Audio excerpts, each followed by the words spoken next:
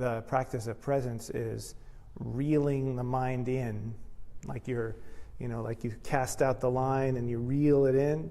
So there's this reeling in, except the thing is that the line of the mind keeps casting itself out, goes out by itself.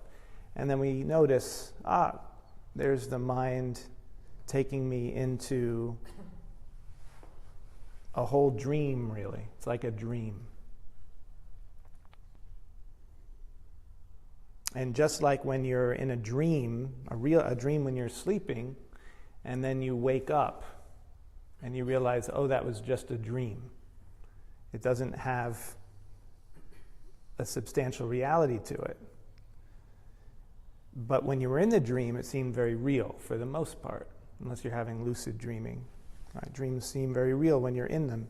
And so in the same kind of way, when you reel your mind in from its tendency to be very active and to imagine all kinds of things that aren't actually present, then what you can experience in that presence is kind of like waking up from a dream, because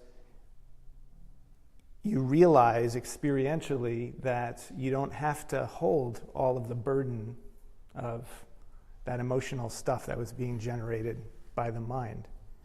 It turns out that this week's Parsha is also about dreams and about waking up from dreams. And it says in the beginning, the Parsha is Mikeitz. Mikeitz means at the end, or from the end, literally. It says, Vayehi Mikeitz Shenatayim Yamim. At the end of 2 years, Yamim means days. It's usually translated to the day. What happened? Pharaoh had a dream. And it goes into Pharaoh's dream that it's a very disturbing dream he has. There's some cows that come out of the river, and they're very fat and robust, and they start grazing, and they're very healthy. They look really good. And then some emaciated, scrawny, unhealthy cows come out of the river and eat up the healthy ones, but they still look just as emaciated as before. And then it says, Vayikatz Paro. Pharaoh woke up. But the word for woke up is the same as the beginning when it says Mikeitz, which is ending.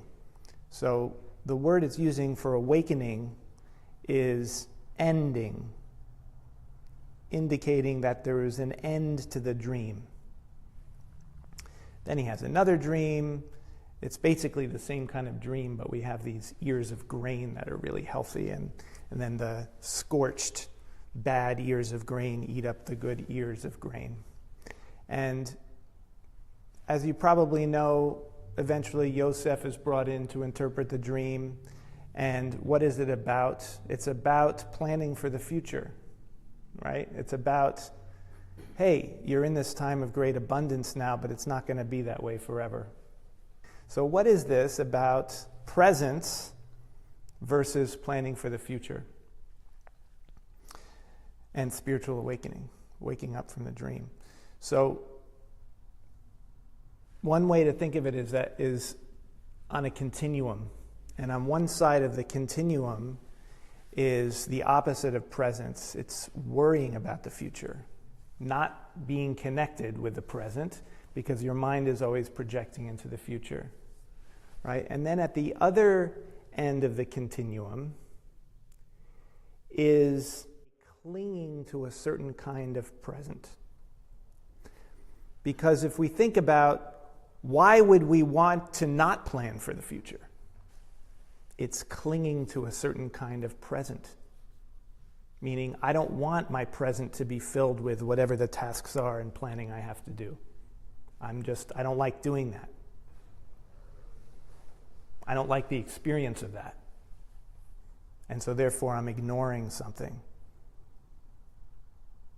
What am I ignoring? I'm ignoring the knowledge that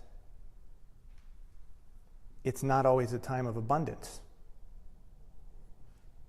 Right? We may be in a time of abundance now, but we know that everything is changing. So this is kind of hinted at the beginning of the Parsha too, because it says, Mikeitz Shenatayim Yamim. At the end of 2 years. And the word for year is shana, which also means change. So it's indicating like everything is always changing, right? And it's shanatayim, it's 2 years. Why is it 2 years? Because here's the basic duality. There's now and there's later. That's the basic duality, right? And so to awaken, right, is to realize and to really accept that here we are in this moment, but this moment is constantly changing. And so we have a responsibility in this moment to do whatever we can to have wisdom and to plan for what's coming up. Not to hold on to a certain kind of experience we want to have that rejects that. At the same time, if we are obsessing and worrying about the future, then you're stuck in a pattern of never actually enjoying life, right? Because you've projected with your mind fulfillment on the future, but that doesn't make any sense, of course, at all. So the idea is that we are arriving right now.